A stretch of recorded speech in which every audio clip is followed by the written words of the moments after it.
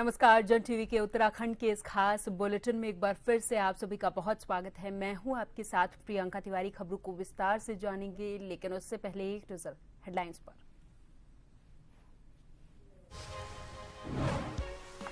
America Israel का Iran के कई शहरों में हमला। जवाबी हमले में तेहरान ने कई देशों में अमेरिकी मिलिट्री बेस को बनाया निशाना। रूस ने कहा ट्रंप ने दिखा दिया असली रंग।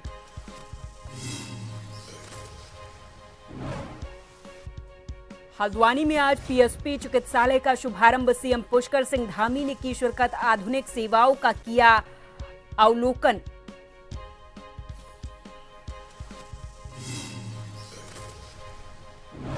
कांग्रेस नेता हरक सिंह रावत के बयान पर भारतीय जनता पार्टी का पलटवार। भाजपा नेता कुंदन परिहार ने साधा निशाना। कहा आगामी चुनावों में कांग्रेस की हार निश्चित।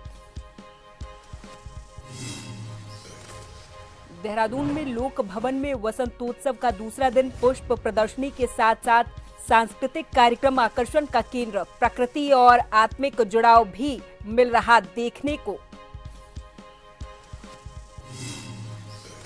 और होली की तैयारियां हुई तेज। ग्राम सभा की महिलाओं ने हर्बल और प्राकृतिक गुलाल किया तैयार। कैबिनेट मंत्री गणेश जोशी के आवास पर हुआ होली मिलन कार्यक्रम।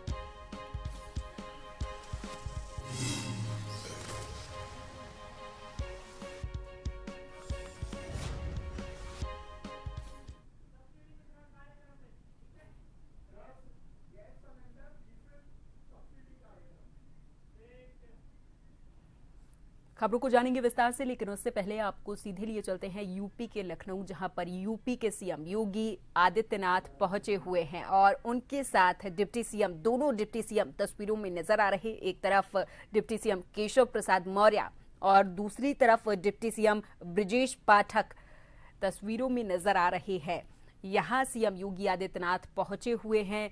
परिवारों को गैस सिलेंडर रिफिल सब्सिडी का वितरण करने के लिए लखनऊ में आयोजित इस कार्यक्रम में मुख्यमंत्री योगी आदित्यनाथ मंच पर मौजूद हैं।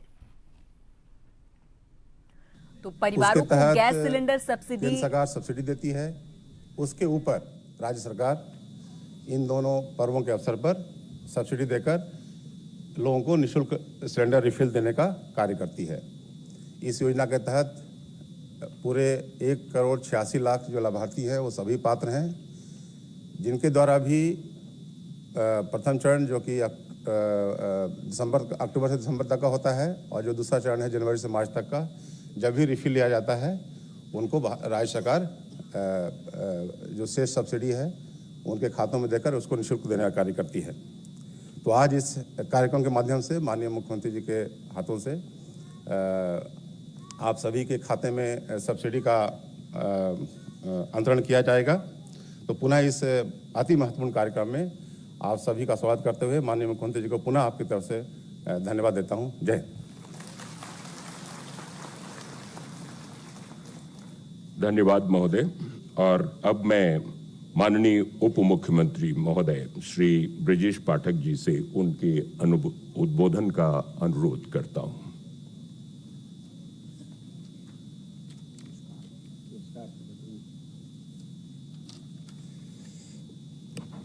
माननीय प्रधानमंत्री उज्ज्वला योजना के अंतर्गत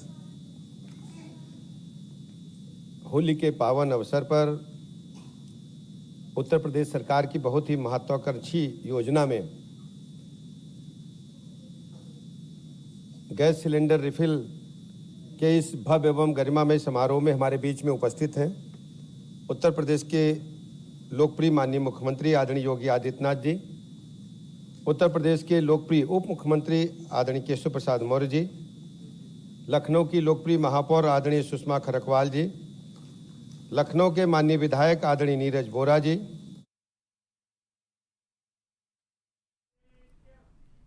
खबरों को जानेंगे विस्तार से। इजराइल ने ईरान की राजधानी तेहरान समेत कई शहरों पर हमला कर दिया। भारतीय समय के मुताबिक शनिवार को तेहरान समेत कई शहरों में धमाके सुने गए और हवाई हमलों के सायरन बज रहे हैं। इजराइल डिफेंस फोर्स ने ईरान पर हमले की जानकारी दी और कहा कि इसे प्रिवेंटिव अटैक माना जा रहा। हमले के बाद ईरान ने सभी उड़ानें रोक दी हैं और एयर स्पेस खाली करा दिया। इधर इजराइल में भी एयर अटैक सायरन सुनाई दिए, जहां संवेदनशील इलाके खाली कराए जा रहे, लोगों से घरों में रहने की अपील की गई। ईरान पर हुए हमले के बाद इजराइल ने नागरिक उड़ानों के लिए अपना हवाई क्षेत्र बंद कर दिया है। ईरान की राजधानी तेहरान के कई इलाकों में मोबाइल फोन कम्युनिकेशन बाधित हुआ है। इस तनावपूर्ण माहौल को देखते हुए कुछ यूरोपीय देशों ने अपने नागरिकों से वहां से चले जाने या वहां की यात्रा से बचने की अपील की। भारत सरकार पहले ही अपने नागरिकों को हालिया तनाव को देखते हुए एडवाइजरी जारी कर चुका है।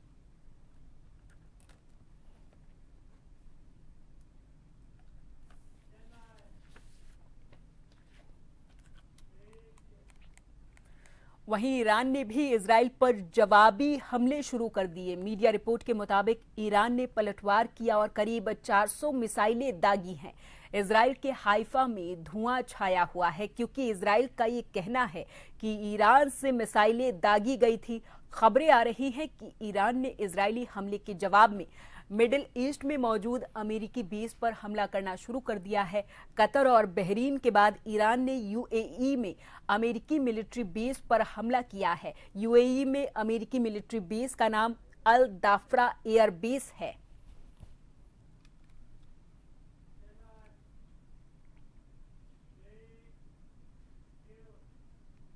उत्तराखंड के हल्द्वानी में आज पीएसपी चिकित्सालय के शुभारंभ के मौके पर भव्य समारोह का आयोजन किया गया था। इस कार्यक्रम के मुख्य अतिथि सीएम पुष्कर सिंह धामी मौजूद रहे।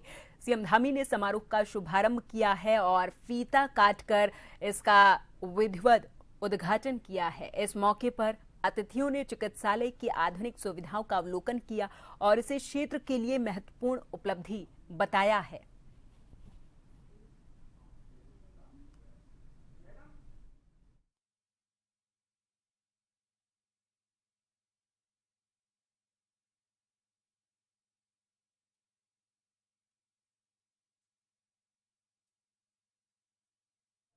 और अब आपको सीधे लिए चलते हैं उत्तराखंड के ऊधम सिंह नगर, जहां पर होली मिलन समारोह का आयोजन किया गया है। ऊधम सिंह नगर में ये तस्वीरें, जहां होली मिलन समारोह का आयोजन किया गया और इस समारोह में उत्तराखंड के सीएम पुष्कर सिंह धामी शिरकत कर रहे हैं। होली बहुत नजदीक है, ये वो त्योहार जब दुश्मन भी एक दूसरे को गले लगा लेते हैं। ये होली मिलन समारोह यहाँ पर पहुंचे हुए हैं। उत्तराखंड के सीएम पुष्कर सिंह धामी मंच पर नजर आ रहे और यहाँ ये रंगों का उत्सव जो सभी को एक दूसरे में रंगने में मजबूर कर देता है। होली मिलन समारोह का हर ओर आयोजन किया जा रहा है। कुछ ही दिन बाद होली है और इस दिन घर से, किसी उद्योगपति के घर से, बड़े आदमी के घर से, जमींदार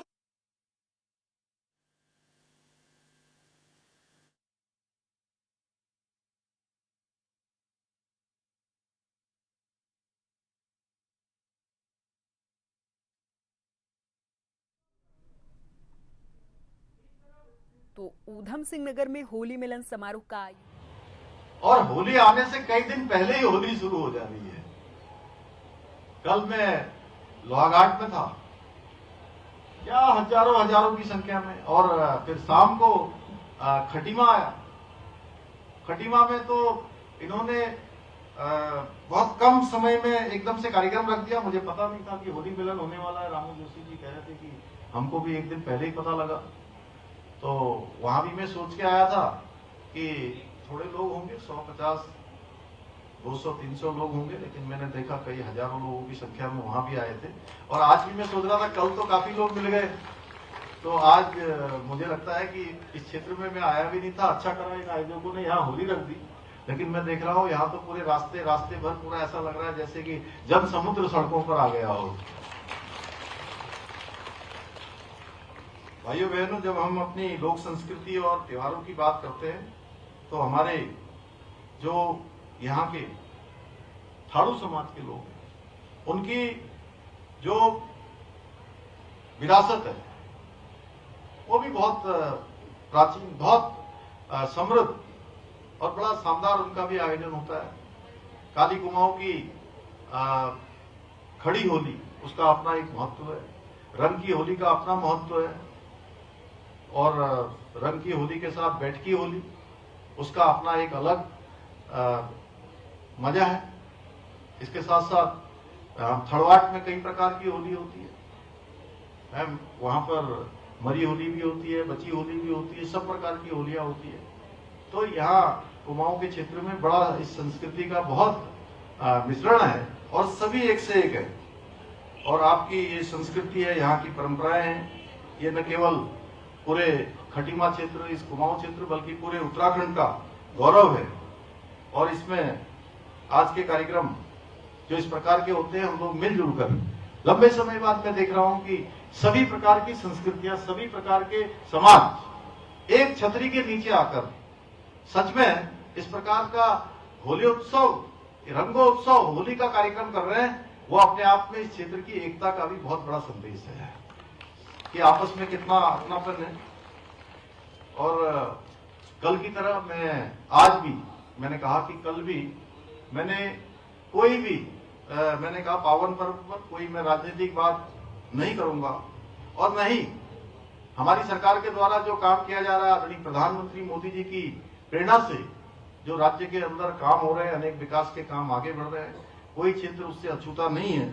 मैं उन विकास कार्यों का उल्लेख भी नहीं करूंगा, हाँ, लेकिन इतना अवश्य कहूंगा कि मेरे लिए खटीमा का विकास केवल योजनाओं का क्रियान्वयन करना मात्र नहीं है। आगामी 7 मार्च को गृह मंत्री अमित शाह का प्रदेश का दौरा होना है, लेकिन उससे पहले प्रदेश की राजनीति में पक्ष और विपक्ष के बयान तेज हो गए हैं। कांग्रेस पार्टी के वरिष्ठ नेता हरक सिंह रावत की ओर से बयान में कहा गया कि अमित शाह को प्रदेश के दौरे के दौरान आकर प्रदेश की कानून व्यवस्था पर भी जवाब देने की जरूरत है, जिस पर पलटवार करते हुए भारतीय जनता पार्टी के प्रदेश संगठन महामंत्री कुंदन परिहार ने कहा कि जब भी भारतीय जनता पार्टी कोई नया काम करने जाती है या भारतीय जनता पार्टी के केंद्रीय नेता प्रदेश के दौरे पर आते हैं, तब कांग्रेस पार्टी में भय की स्थिति देखने को मिलती है।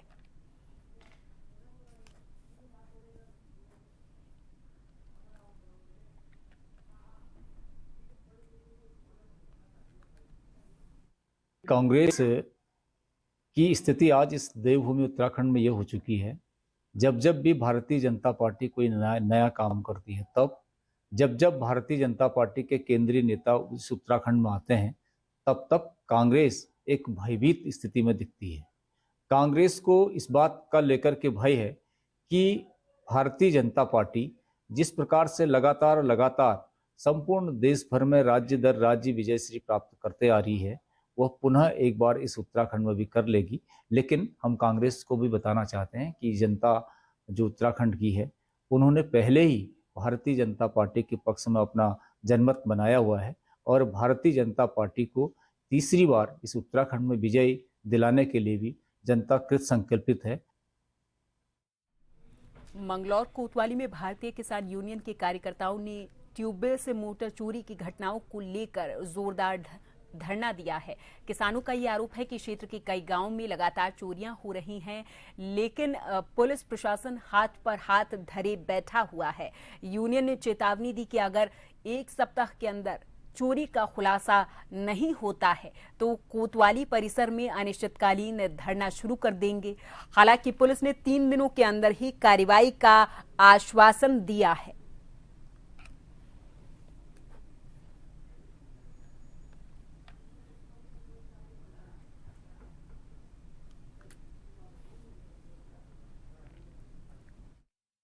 किसानों के यहाँ क्षेत्र में लगातार मोटर चोरी हो रही है, लगातार मोटर चोरी की घटनाएं बढ़ती जा रही। कई किसानों के हमारे 2-3 बार चोरी हो रही है, लेकिन अभी तक कोई खुलासा किसी प्रकार का नहीं हुआ, ना किसी किसान को मोटर की बरामदगी हुई।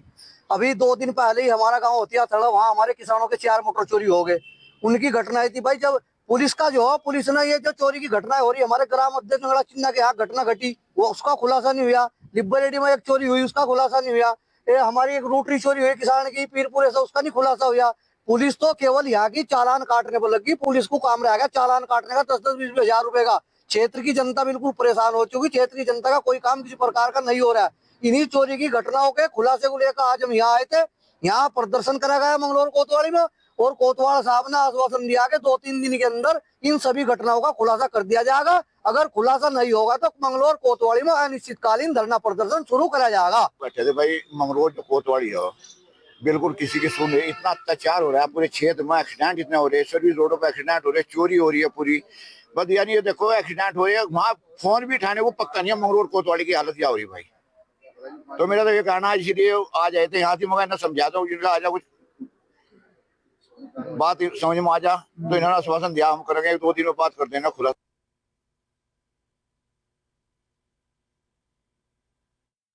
होली के मौके पर जहां एक और बाजार में केमिकल युक्त रंगों की भरमार है, वहीं नैनीताल जिले के रामनगर के पास की कानिया ग्राम सभा की महिलाएं एक सराहनीय पहल के माध्यम से सुरक्षित और प्राकृतिक विकल्प उपलब्ध करवा रही हैं। विमेन रिसोर्सेज सेंटर समूह की ये महिलाएं पूरे तरीके से हर्बल और प्राकृतिक तरीके से गुलाल तैयार कर रही। ये पहल न केवल लोगों को त्वचा और स्वास्थ्य के लिए सुरक्षित रंग प्रदान कर रही, बल्कि स्थानीय महिलाओं को स्वरोजगार का मौका भी दे रही है।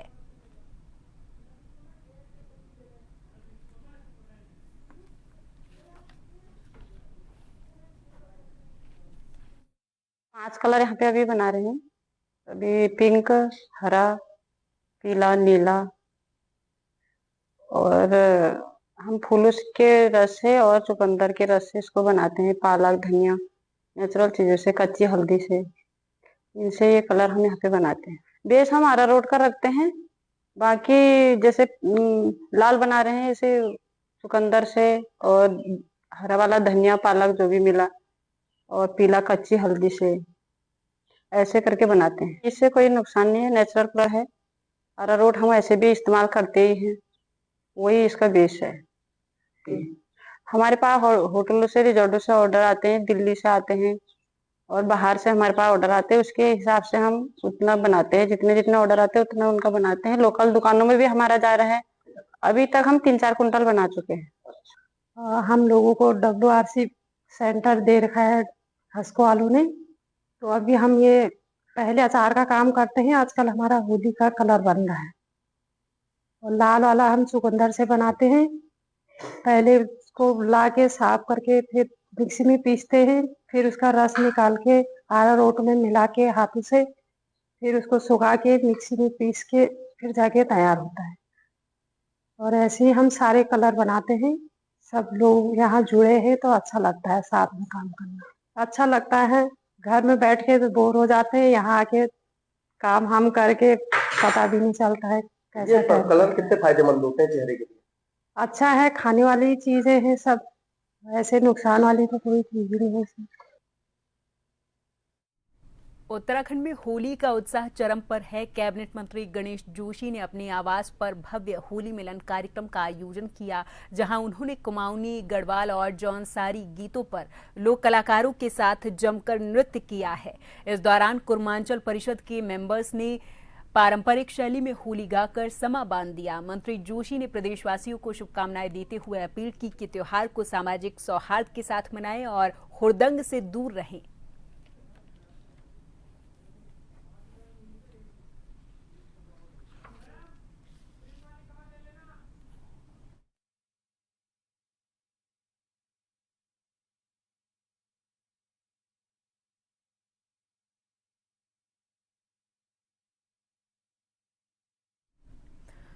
उत्तराखंड के मुख्यमंत्री पुष्कर सिंह धामी जब हल्द्वानी के दौरे पर पहुंचे तो वहां पर उन्होंने 147 करोड़ 28 लाख रुपए की 40 विकास परियोजनाओं का लोकार्पण और शिलान्यास किया है।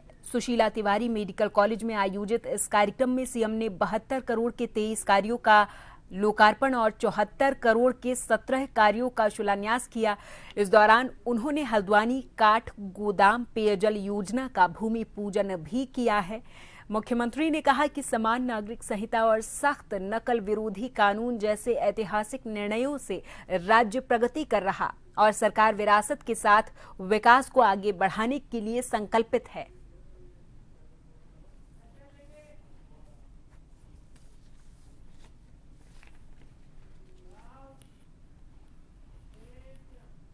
और चलते चलते एक बार फिर नजर हेडलाइंस पर।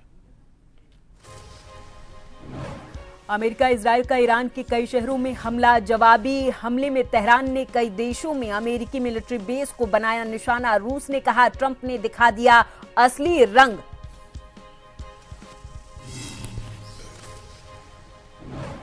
हल्द्वानी में आज पीएसपी चिकित्सालय का शुभारंभ। सीएम पुष्कर सिंह धामी ने की शिरकत। आधुनिक सुविधाओं का किया अवलोकन।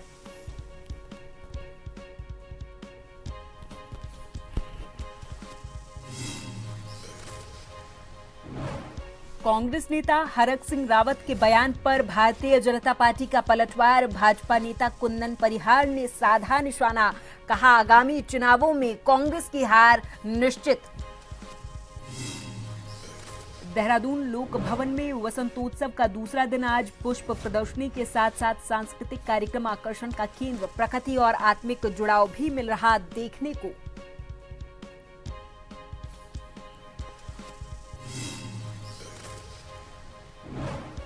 और होली की तैयारियां हुई तेज। ग्राम सभा की महिलाओं ने हर्बल और प्राकृतिक गुलाल किया तैयार। कैबिनेट मंत्री गणेश जोशी के आवास पर हुआ होली मिलन कार्यक्रम।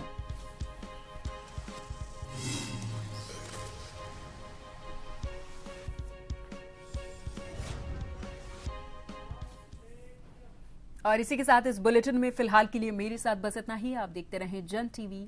नमस्कार।